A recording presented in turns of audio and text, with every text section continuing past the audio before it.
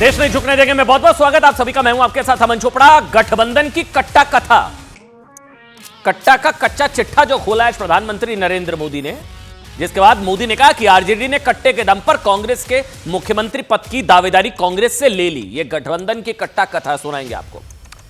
दूसरी बड़ी खबर, 2029 में 470 सीटों वाला फॉर्मूला क्या है? ये 470 सीटें 2029 में, जिसके तहत हिंदू राष्ट्र बनाने की बात हो रही है साहब, इसकी भी बात। तीसरी बड़ी खबर, क्या चौथी बार नीतीश की आंधी में उड़ने वाले हैं तेजस्वी जी और राहुल गांधी जी? लेटेस्ट सर्वे बिहार चुनावों को लेकर जरूर देखिएगा, ये सबसे इंपॉर्टेंट रहने वाला है। और एक और धमाके की टाइम आ गया क्या? भारत के लिए पोखरण थी 3 यानी कि एक और परमाणु परीक्षण के लिए धमाका करने का टाइम आ गया है। पाकिस्तान क्या परमाणु परीक्षण कर रहा है जैसा दावा डोनाल्ड ट्रंप ने किया, इसकी भी बात। लेकिन शुरुआत एक बड़ी खबर के साथ कर रहे हैं। जयपुर में जो दर्दनाक खौफनाक सड़क हादसा हुआ, उस पर राजस्थान के स्वास्थ्य मंत्री का एक विवादास्पद बयान उन्होंने दिया है। गजेंद्र सिंह, उन्होंने हादसे से पल्ला झाड़ते हुए कहा कि अगर कोई दारू पीकर गाड़ी चलाता है तो उसका जिम्मेदार जो है परिवहन विभाग नहीं है। मंत्री गजेंद्र सिंह का बयान ऐसे वक्त में है, एक बार ये तस्वीरें देखिएगा। बहुत ही मुझे हटाइए स्क्रीन से, ये देखिए आप, बहुत ही खौफनाक तस्वीरें हैं। 14 लोगों की मौत हो गई है, 14 लोगों की तस्वीरें दिखाइए। 14 लोगों की मौत हो गई है, 10, ये देखिए आप, ये दर्दनाक हादसा जो हुआ है, ये देखिए 14 लोगों की मौत हो गई है, 10 लोग जख्मी हैं। जयपुर हादसे में 14 लोगों की मौत। ये वो डंपर ट्रक, और इसको लेकर कहा जा रहा कि इसने शराब पी रखी थी, सड़क पर लोगों को कुचलता हुआ ये गया, बेकाबू डंपर ने भीड़ पर ट्रक चढ़ा दिया।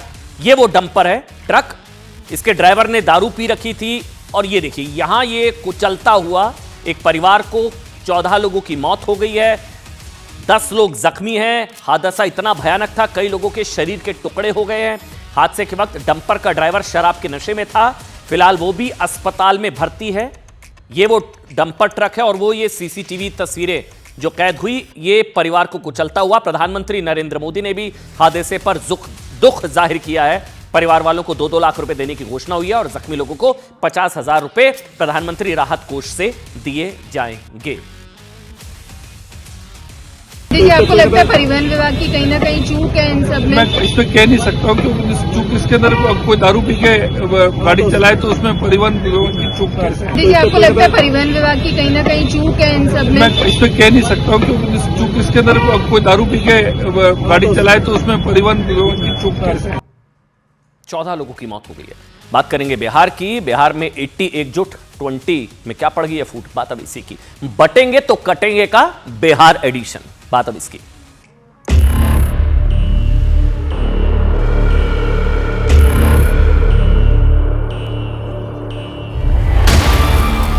आज इंडी गठबंधन के 3 और बंदर आ गए। ये 3 बंदर पप्पू, टप्पू और अप्पू के नाम पर।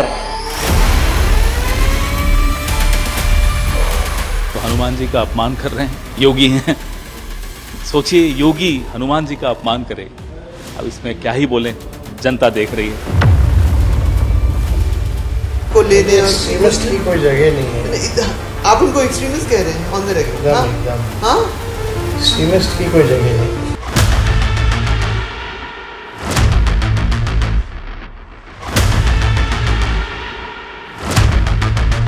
मुझे चरमपंथी आतंकवादी कहकर तुमने कोचा दामन और सीमांचल की जनता की तौहीन की है। बटेंगे नहीं, कटेंगे भी नहीं। याद करना, बंटे थे तो कटे थे। देखिए क्या है कि बिहार सरकार की जातीय जनगणना की रिपोर्ट क्या बताती है। बिहार में कुल जनसंख्या है, ध्यान से समझिएगा, 13,07,25,000 से ज्यादा कुल जनसंख्या है। मैं दोबारा से बताऊंगा, 13,07,25,000 से ज्यादा जनसंख्या। इसमें से 53,000 के करीब लोग जो हैं वो बिहार से बाहर रहते हैं। तो फिलहाल हुए 12,53,00,000 से ज्यादा लोग बिहार में रहते हैं। इसमें से लगभग नीचे बीच वाला कॉलम पढ़िए, 81% लगभग 10 करोड़ 71 लाख हिंदू हैं। अब योगी जी की एंट्री हो गई है, बटेंगे तो कटेंगे का बिहार एडिशन लॉन्च हो चुका है। 10 करोड़ 71 लाख 81%, और नीचे 17% मुसलमान हैं। ये हैं 2 करोड़ 31 लाख मुस्लिम आबादी। अब आप कहेंगे मुझे ये बताने की जरूरत क्यों पड़ रही है कि 81% हिंदू हैं, 81%। बिहार में 10 करोड़ 71 लाख हिंदू हैं, 10 करोड़ 71 लाख। आप कहेंगे मैं ये क्यों बता रहा हूं, क्योंकि साहब महाराष्ट्र के बाद अब बटेंगे तो कटेंगे का बिहार एडिशन लॉन्च हो चुका है। पूरी खबर समझिए। हरियाणा और महाराष्ट्र चुनाव में बटेंगे तो कटेंगे के जिस नारे ने गेम चेंज कर दिया था ना, हरियाणा में कमल खिला, महाराष्ट्र में चुनावी गेम बदल कर रख दिया था, बटेंगे तो कटेंगे, और बीजेपी को बम्पर जीत दिलाई थी जिस नारे ने, योगी के उस नारे की बिहार में एंट्री हो चुकी है। आज की बहुत बड़ी खबर है, वो भी तब जबकि बिहार के चुनावी रण के पहले चरण में अब सिर्फ 60 घंटे रह गए, शायद संभवतः रात के 8 बज रहे हैं। इस हिसाब से अगर देखा जाए तो 60 घंटे बाद पहले चरण का मतदान, बटेंगे तो कटेंगे का बिहार एडिशन लॉन्च। बिहार के दरभंगा में योगी आदित्यनाथ ने बटेंगे तो कटेंगे का बिहार एडिशन पेश किया। योगी आदित्यनाथ ने वोटर से क्या कहा, याद रखिए, बटे थे तो कटे थे, बटेंगे तो नहीं, कटेंगे नहीं। अगर बटेंगे नहीं तो कटेंगे नहीं, एक रहेंगे तो सेफ रहेंगे। योगी आदित्यनाथ कोट अनकोट ये उन्होंने कहा है साहब। इसके बाद योगी आदित्यनाथ यही नहीं, फिर वो पहुंचे बिहार के मुजफ्फरपुर, वहां पहुंचे, वहां पर भी चुनाव प्रचार जब करने पहुंचे तो उन्होंने वहां पर भी उसी नारे को दोहरा दिया। योगी आदित्यनाथ ने कहा ये वही बिहार है जहां जाति के आधार पर हिंदुओं को लड़ाने की, समाज को बांटने का एक खतरनाक गंदा खेल खेला गया। 81% हिंदू हैं बिहार में। योगी आदित्यनाथ ने कहा हिंदुओं को बांटने का, जातीय के आधार पर लड़ाने का, जाति विद्वेष फैलाने का एक बहुत ही गंदा खेल हुआ।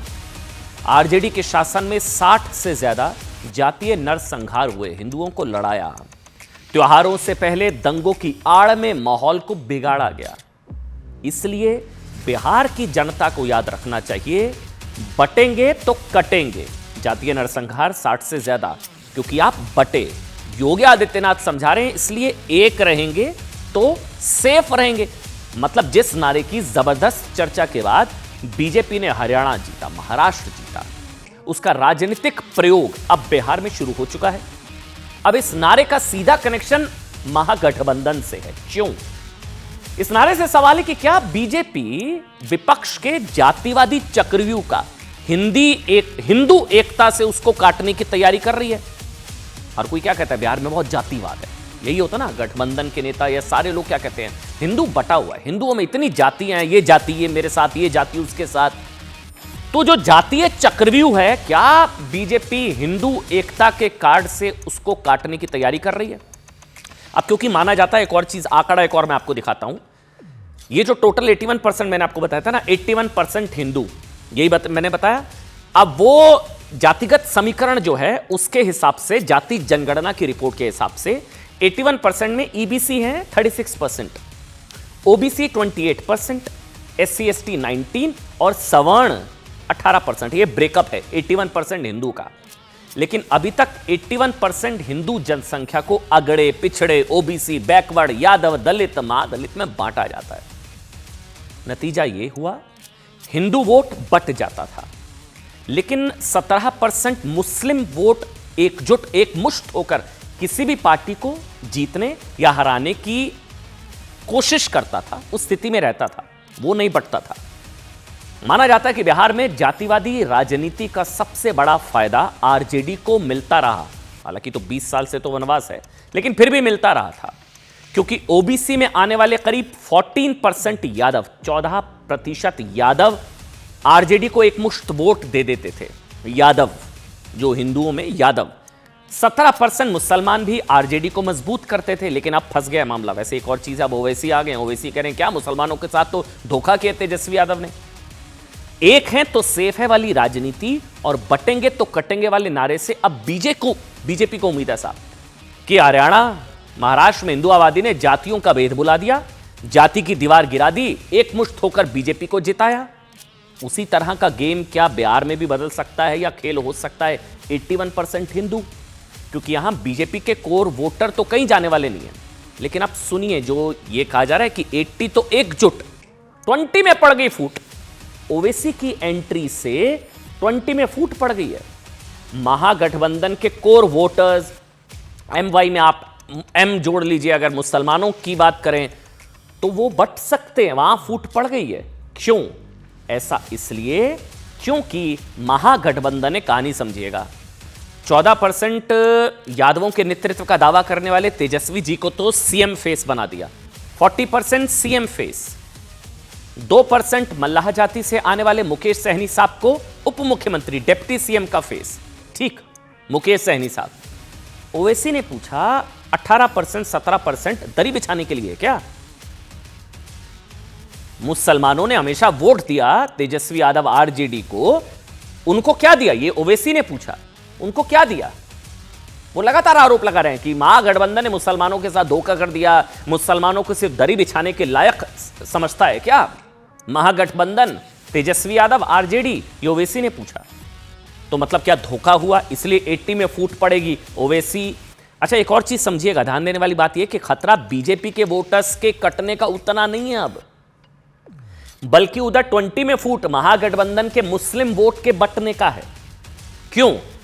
एक तरफ योगी हिंदुओं को जोड़ने के लिए एक है तो सेफ है का नारा दे रहे हैं, एक है तो सेफ है, बटेंगे तो कटेंगे। यहां उधर ओवैसी कह रहे हैं तेजस्वी अपने भाई के नहीं हुए तो मुसलमानों के क्या होंगे?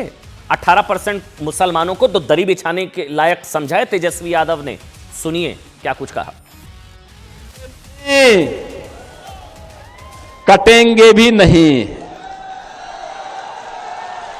याद करना, बंटे थे तो कटे थे,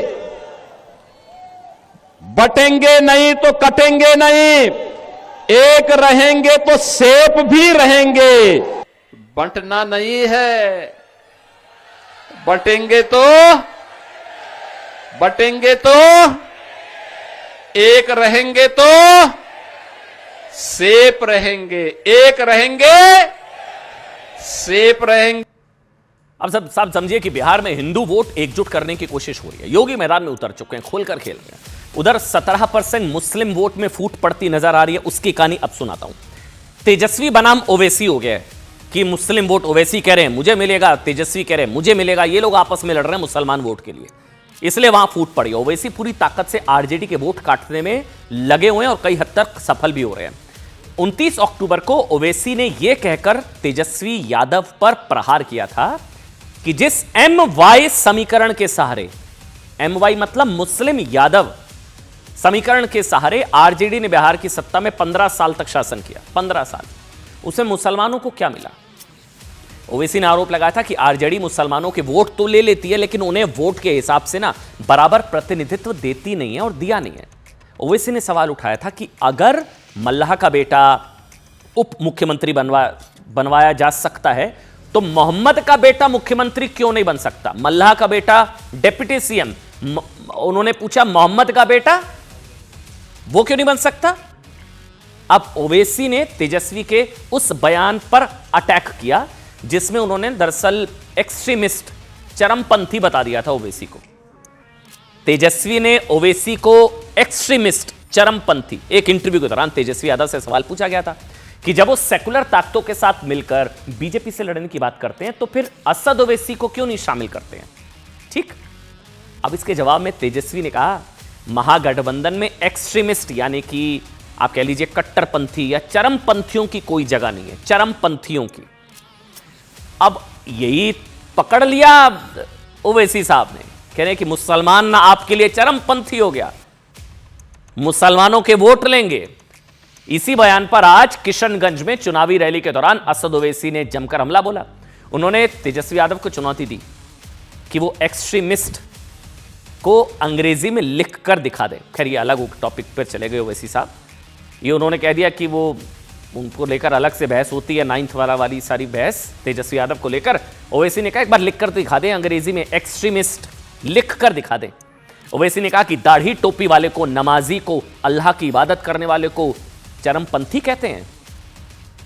तेजस्वी ये शब्द पाकिस्तान से उठाकर लाए हैं।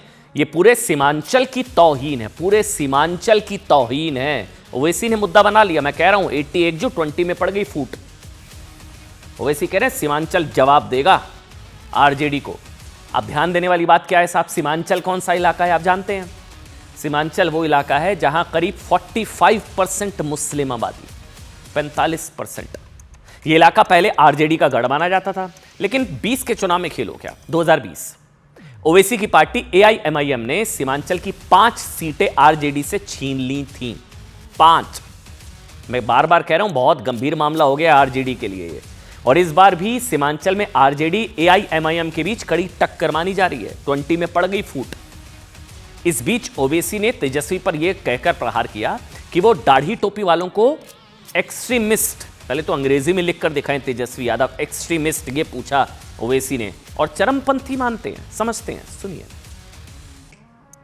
मीडिया को इंटरव्यू देते हुए सेक्युलर फोर्सेस साथ हों, तो वो उन्होंने तो सबसे कहा बार बार कि हमने तो बहुत खत लिखे, हमने कहा कि वो हमको ले लें। एक्सट्रीमिस्ट की कोई जगह नहीं है। आप उनको एक्सट्रीमिस्ट कह रहे हैं ऑन द रेकॉर्ड?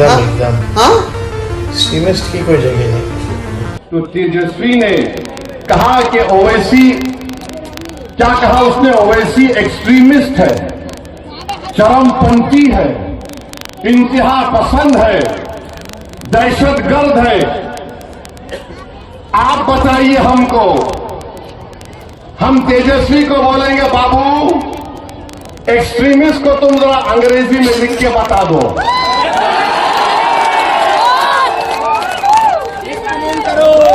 हमको एक्सट्रीमिस्ट बोलता है, नहीं सुनिए, हमको एक्सट्रीमिस्ट क्यों बोलता है?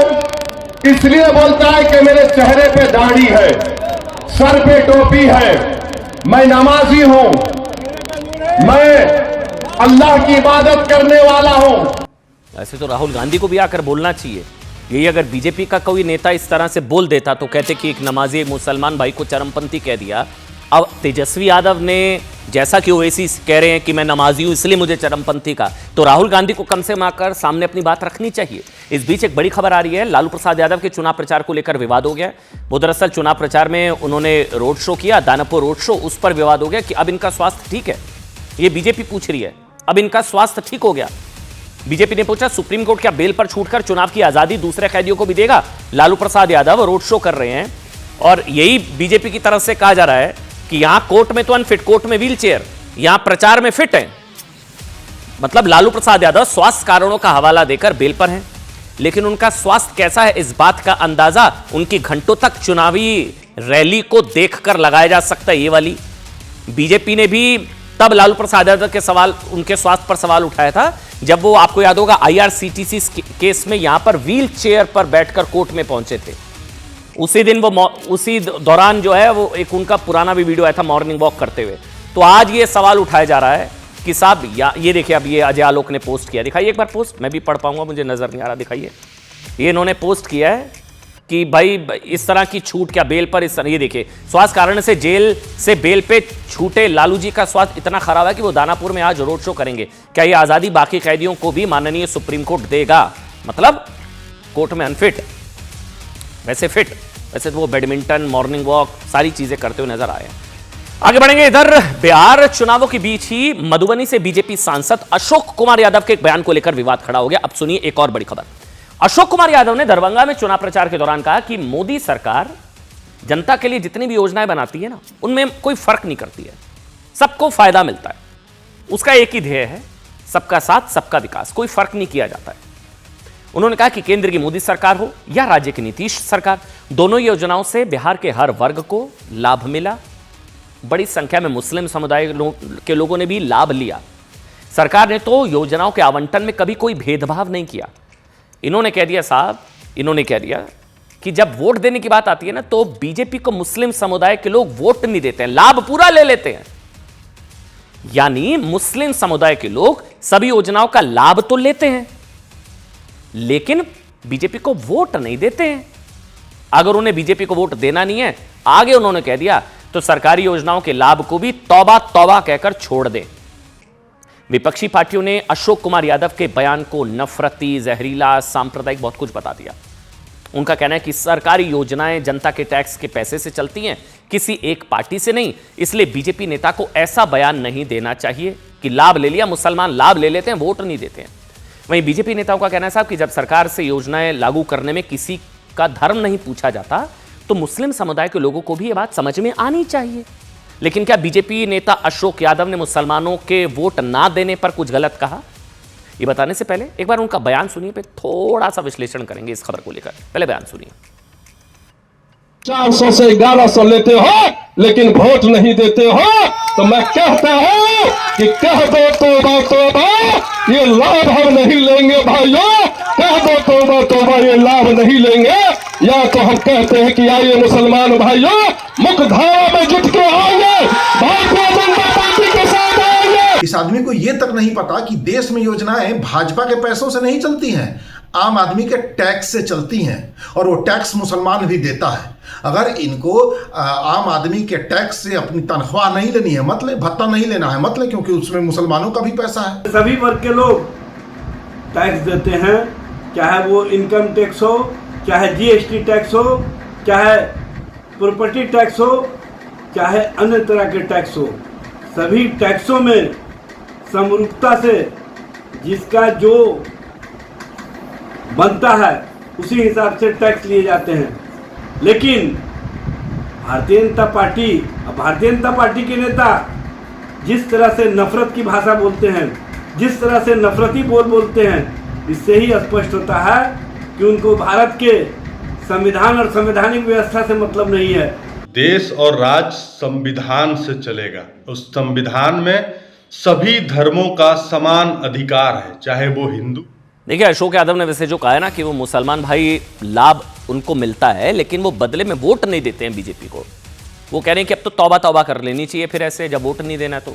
लेकिन लाभ वाली बात इससे पहले कई नेताओं ने कही है कि सारी योजनाओं का लाभ मुसलमान भाइयों को मिला है। मोदी ने कभी फर्क नहीं किया। बाबूलाल मरांडी, रविशंकर प्रसाद भी कह चुके हैं कि साहब मुसलमान बीजेपी को वोट नहीं देते हैं। यहां तक कि समाजवादी पार्टी के नेता इकबाल महमूद भी कह चुके हैं कि सच्चा मुसलमान बीजेपी को वोट नहीं देता है। लेकिन इकबाल महमूद के बयान पर कभी ऐसा बवाल नहीं हुआ कि जो बीजेपी को वोट देते तो नकली मुसलमान हो जाता है क्या। लेकिन आज बवाल हो रहा है, अशोक यादव के बयान पर जबरदस्त बवाल हो रहा है। फैक्ट क्या है मैं आपको बताता हूं। मुसलमानों का बड़ा तबका बीजेपी के पक्ष में उस तरह से वोट नहीं करता है। लाभ योजनाओं का मिलता है नहीं मिलता, मैं आगे आपको बताऊंगा। 2014 में सिर्फ 7% मुसलमानों ने बीजेपी को वोट दिया, 19 में 8%, 24 में 7%। ये आंकड़े आज जिस तरह अशोक यादव के बयान को लेकर नफरती, सांप्रदायिक, कट्टरपंथी बताया जा रहा है। सलमान खुर्शीद की भतीजी, आपको याद है उन्होंने क्या बयान दिया था? वोट जिहाद वाला जो बात उन्होंने कही थी, तब नहीं कहा था किसी ने कि ये सांप्रदायिक है, कट्टरपंथी है, नफरती है, तब किसी ने नहीं कहा था। कई मौलानाओं ने बीजेपी के खिलाफ जब फतवा जारी हो जाता है, याद है आपको, वोट के कि बीजेपी को वोट नहीं देना, फतवे जारी हो जाते हैं। महाराष्ट्र में निकाले गए थे, दिल्ली में भी निकाले गए थे। वो गलत नहीं होता साहब। यह स्थिति तब है जब मोदी सरकार की कल्याणकारी योजनाओं में कोई भेदभाव नहीं होता, कोई, और होना भी नहीं चाहिए। होगा भी क्यों, धर्माधारी थोड़ी ना होती है। आप जानते हैं प्रधानमंत्री आवास योजना के 30% से ज्यादा लाभार्थी मुसलमान समाज से आते हैं। प्रधानमंत्री मुद्रा कोष के तहत स्टार्टअप शुरू करने वालों को 21,68,000 करोड़ के लोन बांटे गए। इनमें से 2,13,000 करोड़ के लोन के लाभार्थी मुस्लिम भाई। उज्ज्वला योजना, स्वच्छ भारत मिशन के तहत शौचालयों का निर्माण, सबका मुस्लिम समुदाय के लोगों को लाभ मिला, बिल्कुल मिलना चाहिए। यही उन्होंने कहा कि सारी योजनाओं का लाभ पूरा लिया जाता है, वोट नहीं दिया जाता। जनधन योजना के तहत जो खाते खोले गए उसमें 20% खाते मुस्लिम भाई बहनों के लोगों के हैं। इतना ही नहीं, आप जानते हैं नीतीश सरकार में भी मुस्लिम समुदाय के विकास के लिए कई योजनाएं चलाई गई, जिनमें मुख्यमंत्री विद्यार्थी प्रोत्साहन योजना, 1ली से 10वीं तक के छात्रों के लिए प्री मैट्रिक स्कॉलरशिप, मुस्लिम युवाओं के लिए मुख्यमंत्री अल्पसंख्यक उद्यमी योजना, अल्पसंख्यक महिलाओं के लिए हुनर एवं औजार योजना, युवकों के लिए मुख्यमंत्री श्रम शक्ति योजना, हज यात्रियों के लिए हज भवन का निर्माण जैसी योजनाएं शामिल हैं।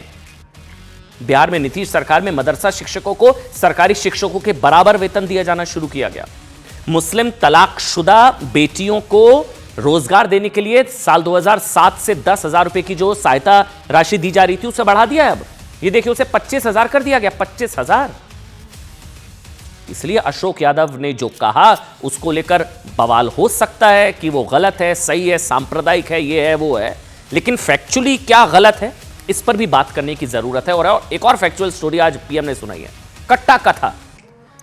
बिहार में महागठबंधन की कट्टा कथा क्या सुनाई प्रधानमंत्री नरेंद्र मोदी ने, बहुत दिलचस्प। कट्टे का कच्चा चिट्ठा खोल दिया आज। अब बात इसकी।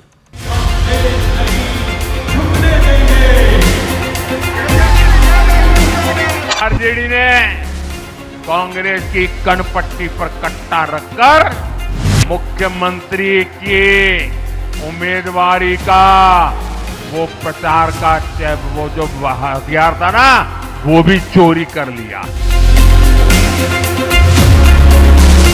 मोदी जी इस देश के प्रधानमंत्री होके ऐसी बातें करते हैं तो मुझे हंसी आती है।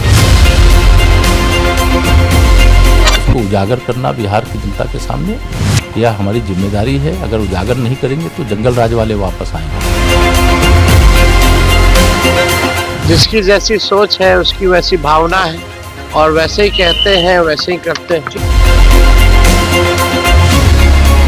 जिस तरह टॉर्चर करके कांग्रेस से बेटे को मुख्यमंत्री घोषित कराए, यह जनता न तय करेगी। बड़ी मिर्ची लगी है साहब, मोदी की जुबानी कट्टा कथा की कहानी। पहले क्या होता था, सिर्फ मीडिया में कहा जा रहा था कि बिहार में एनडीए वर्सेस महागठबंधन के अलावा एक दूसरी लड़ाई चल रही है, राहुल और तेजस्वी आपस में लड़ रहे हैं, राहुल वर्सेस तेजस्वी, ये मीडिया में चलता था।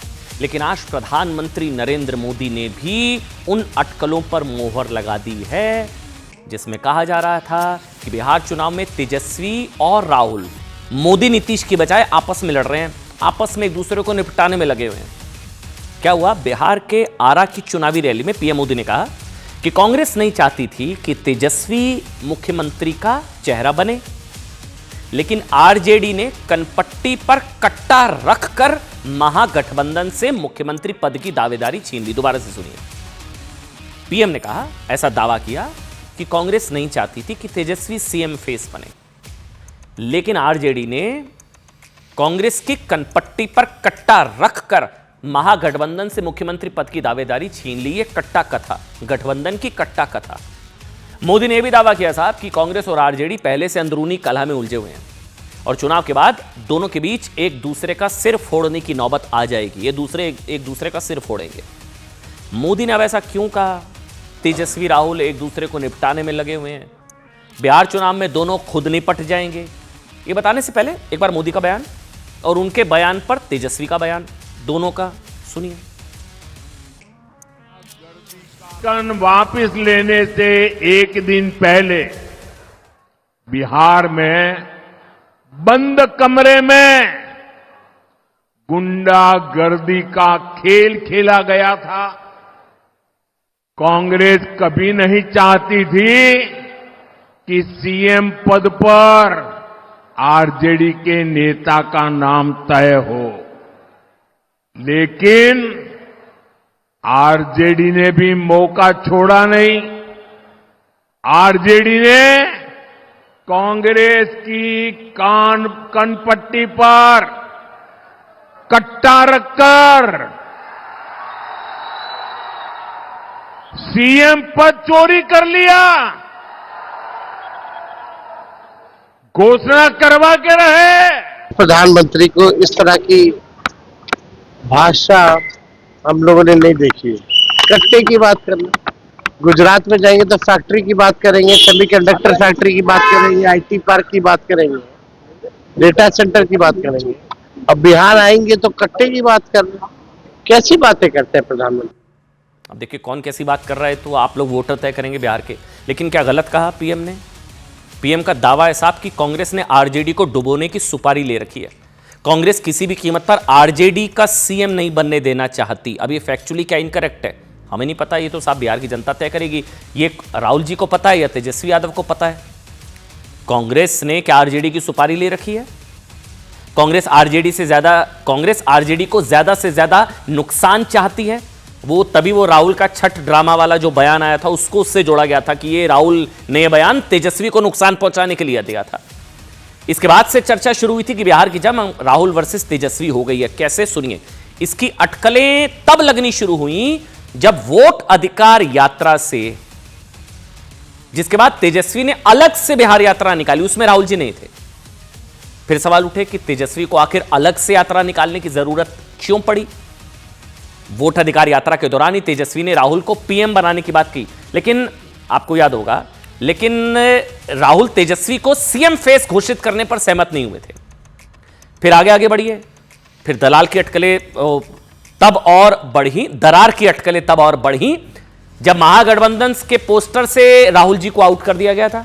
याद है, जब प्रेस कॉन्फ्रेंस हुई थी सीएम फेस वाली, तब तेजस्वी जी का बड़ा सा चेहरा था।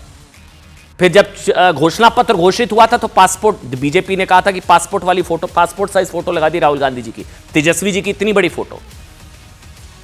कई मौके इस तरह के आए, फिर राहुल जी नजर आए, प्रियंका जी नजर, 2 महीने राहुल गांधी गायब रहे, 2 महीने। इसको भी बड़ा मुद्दा बना दिया था, बीजेपी बहुत मिस कर रही थी। नाम भी रखा गया था घोषणा पत्र का तेजस्वी प्रण।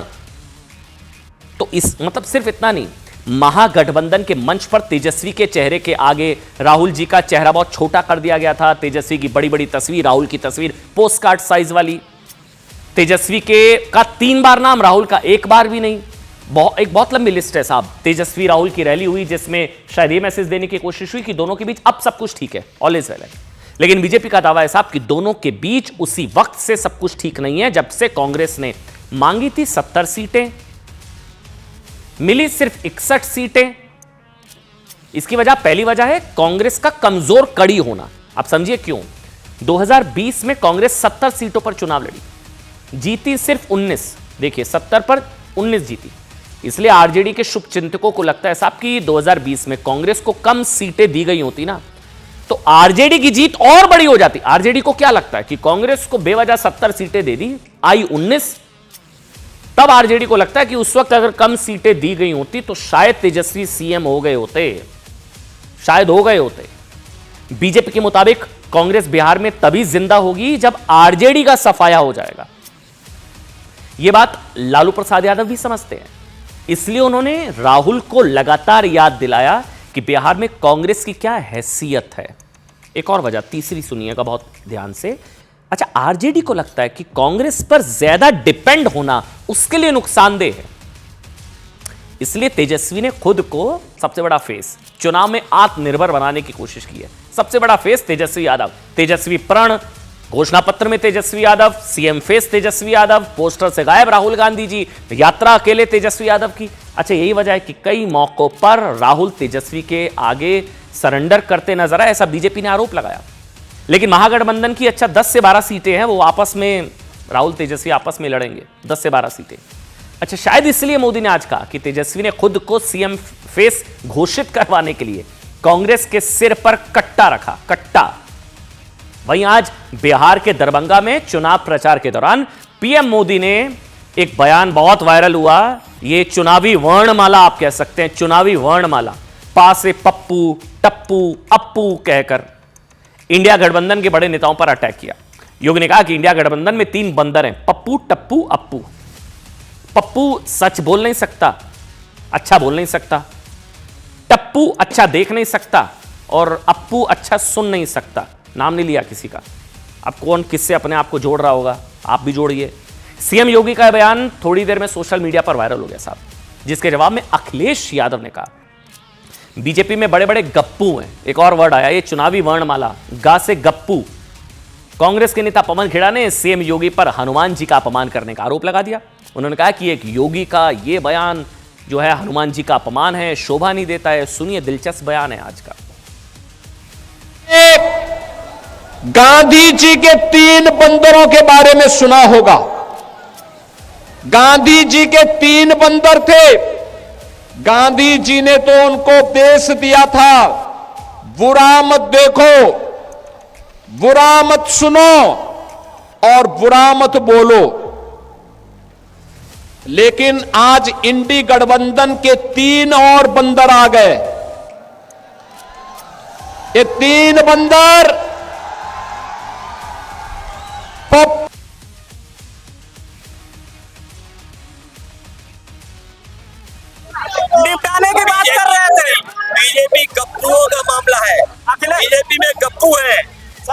चांद पे प्लॉट दिला देंगे, आपको 15 लाख अकाउंट में पहुंचा देंगे, कितने करोड़ नौकरी दे देंगे। ये अमेरिका से ठोकर खाए हुए लोग हैं, अमेरिका इन्हें डरा रहा है, इसलिए चुनाव में इनके नाकामी पर बहस न हो, इसलिए ये इस तरह की लैंग्वेज कर रहे हैं। इस बीजेपी में बड़े बड़े गप्पू हैं और उनके चप्पू हैं हमारे। तो हनुमान जी का अपमान कर रहे हैं, योगी हैं। सोचिए योगी हनुमान जी का अपमान करे, अब इसमें क्या ही बोलें, जनता देख रही है, जनता सुन रही है। अच्छा देखिए कौन गप्पू है, कौन टप्पू है, कौन पप्पू है। एक सर्वे आपको दिखा देते हैं, आप खुद तय करिएगा। दरअसल ज्यादातर सर्वे हैं वो एनडीए को बड़ा दिखा रहे हैं। वैसे सबसे ताजा सर्वे है दैनिक भास्कर। दैनिक भास्कर ने पिछले कुछ दिनों में बिहार के लोगों से बातचीत के आधार पर एक सर्वे किया, जिसमें एक्सपर्ट्स, बुद्धिजीवियों, पत्रकारों को इसमें शामिल किया गया। अच्छा, दैनिक भास्कर के सर्वे के मुताबिक 6 नवंबर को होने वाले पहले चरण, ये ध्यान से देखिए आंकड़े साहब, 121 सीटों पर होना है पहले चरण में। कल 4 तारीख है, चुनावी भोंपू बंद हो जाएगा, चुनाव प्रचार खत्म, 6 तारीख को मतदान। 121 में से एनडीए को 76 से 78 सीटें मिलने का अनुमान है।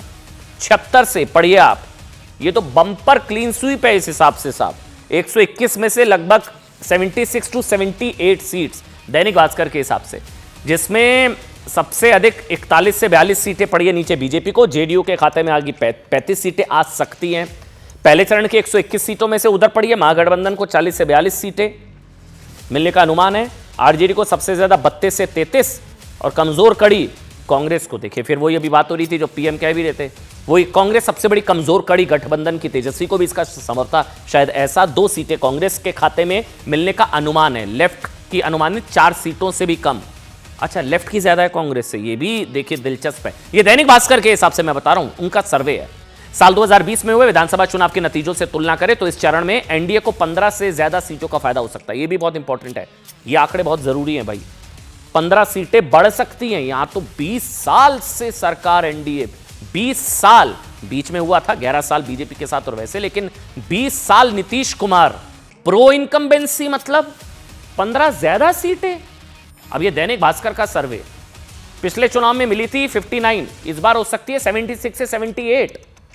और 2020 के नतीजों के मुताबिक चरण में महागठबंधन को 61 सीटें मिली थी। 61, महागठबंधन को इस बार 20 सीटों का नुकसान उठाना पड़ सकता है अगर यह सर्वे सही है तो। इसी तरह बिहार चुनाव के दूसरे चरण की बात करें, 9 नवंबर वहां जो वोट डाले जाएंगे उसके हिसाब से दूसरे चरण की 122 सीटों पर मतदान होना है।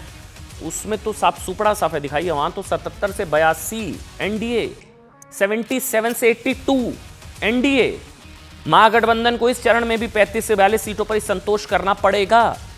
122 सीटों पर महागठबंधन को 35 से 42। अच्छा, यहां भी देखिए 2020 के चुनावों के हिसाब से देखिए 66 मिली थी, 76 से 78 हो सकती हैं, और उनको मिली थी 49, 40 से 42 महागठबंधन को। बिहार चुनाव में कौन गप्पू कौन पप्पू पता चल जाएगा 6 तारीख को चुनावी बिसात के अलावा।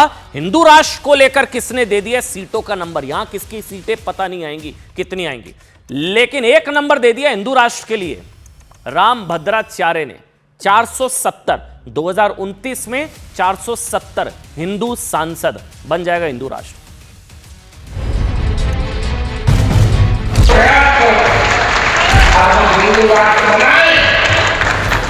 संसद में कम से कम 470 सीट ये आदमी प्रकृति में जरूर इनको अंधा किया है, लेकिन ये आदमी अकल से भी अंधा है। ये उल्टा पुल्टा बोलता रहता है।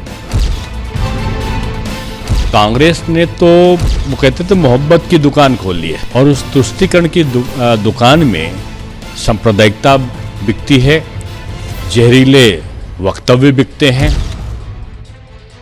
जो बाबा साधु स्वामी हिंदू राष्ट्र बनाना चाहते हैं उनका ख्वाब कभी भी पूरा नहीं हो सकता।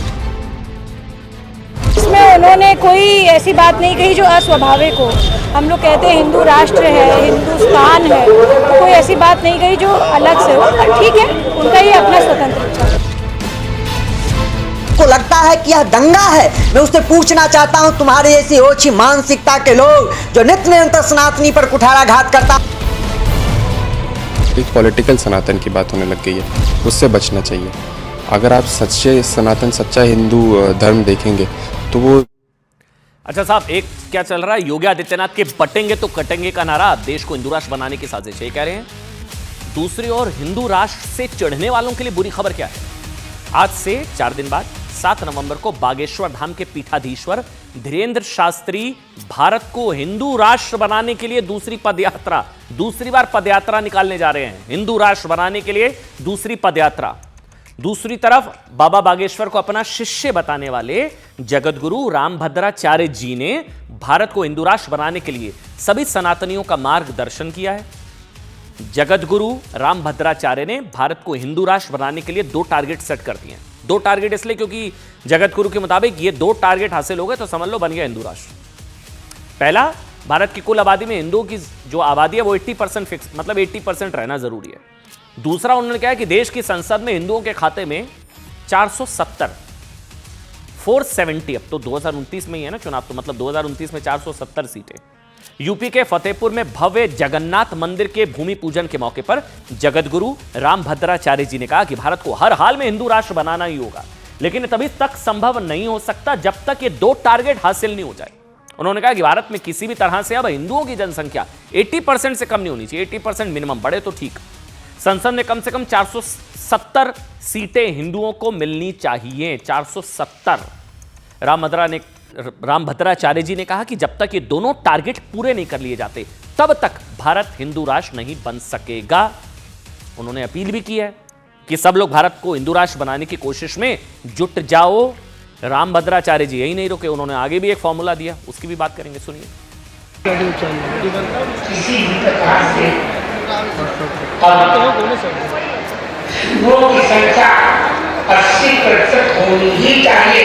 संसद में कम से कम 370 सीट नहीं लाए थे हिंदू वालों की, तब तक हिंदू राष्ट्र नहीं बन सकेगा। सब लोग प्रयास करो, अब हम हिंदू राष्ट्र बनाए। संसद में कम से कम 470 सीटें हैं। अच्छा, क्या है साहब कि हिंदू राष्ट्र घोषित करने के लिए संविधान में तो बदलाव करना पड़ेगा, ये जो फॉर्मूला दिया जा रहा है, बल्कि यूं कहें कि संविधान की मूल भावना में ही बदलाव करना पड़ेगा। संविधान की प्रस्तावना में लिखित धर्मनिरपेक्ष, सेकुलरिज्म, पंथ निरपेक्ष, धर्मनिरपेक्ष शब्द को हटाना पड़ेगा। हालांकि संविधान की मूल प्रस्तावना में धर्मनिरपेक्ष शब्द नहीं था, उसे बाद में 1976 में 42वां संशोधन उसे जोड़ा गया, वो कहानी हर कोई जानता है। अब अगर संविधान में संशोधन करना है तो इसके लिए 3 अहम पड़ाव पार करने पड़ेंगे। संविधान में संशोधन, राज्यों की मंजूरी, सुप्रीम कोर्ट की भूमिका, तीनों बहुत जरूरी हैं। जगतगुरु रामभद्राचार्य जी ने हिंदू राष्ट्र बनाने के लिए संसद में 470 सीटें हासिल करने की बात इसलिए कही क्योंकि संविधान संशोधन के लिए संबंधित विधेयक को संसद के दोनों सदनों में 2/3 बहुमत से पारित कराना होगा। 2/3 मतलब क्या हुआ? 543 वोट में से 364 चाहिए, राज्यसभा में कितना? 245 में से 164। इस हिसाब से ये हिंदू राष्ट्र का फॉर्मूला दिया रामभद्राचार्य जी ने। किसी भी प्रकार से हिंदुओं की संख्या 80% होनी ही चाहिए।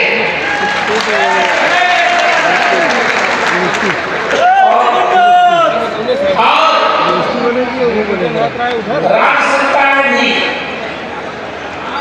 हम जब तक संसद में कम से कम 370 सीट नहीं लाए थे हिंदू वालों की, तब तक हिंदू राष्ट्र नहीं बन सकेगा।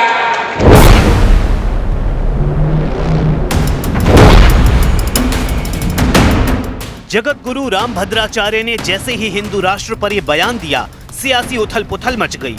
यूपी के फतेहपुर में एक धार्मिक कार्यक्रम के मंच से जैसे ही जगतगुरु रामभद्राचार्य ने हिंदू राष्ट्र से जुड़ा ये बयान दिया, सियासी गलियारों में बयानों की बाढ़ आ गई। किसी ने विरोध किया तो कोई जगतगुरु रामभद्राचार्य के समर्थन में खड़ा हो गया, क्योंकि जगतगुरु रामभद्राचार्य ने संसद में 370 सीटों पर हिंदुओं के होने पर जोर दिया। भारत में किसी भी प्रकार से हिंदुओं की संख्या 80% होनी ही चाहिए।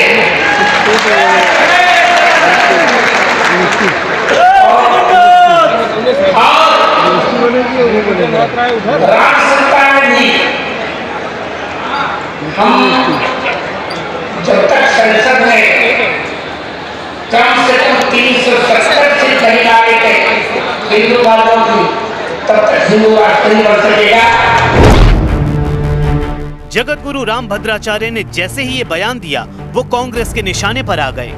अभी हमने देखा कि ये आदमी प्रकृति में जरूर इनको अंधा किया है, लेकिन ये आदमी अकल से भी अंधा है। ये उल्टा पुल्टा बोलता रहता है। कांग्रेस नेता उदित राज भले ही जगत गुरु राम भद्राचार्य पर भड़के, लेकिन बीजेपी ने कांग्रेस की सोच पर ही सवाल उठा दिया। कांग्रेस ने तो वो कहते थे मोहब्बत की दुकान खोल ली है और उस तुष्टीकरण की दुकान में सांप्रदायिकता बिकती है, जहरीले वक्तव्य बिकते हैं, एक दूसरे से अलगाववादी सोच बिकती है। सियासी उठापटक के बीच संत भी इस बहस में कूदे। कई संतों ने तो खुलकर जगत गुरु राम भद्राचार्य का समर्थन कर डाला।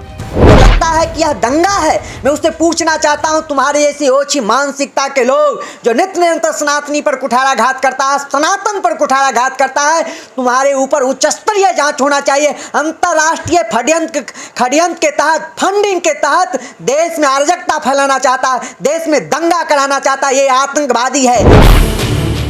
यानी जगत गुरु राम भद्राचार्य के बयान ने हिंदू राष्ट्र पर छिड़ी बहस को हवा दे दी। उनके बयान के बहाने कांग्रेस और बीजेपी तो भिड़ गए, लेकिन कई संत उनके साथ खड़े हो गए।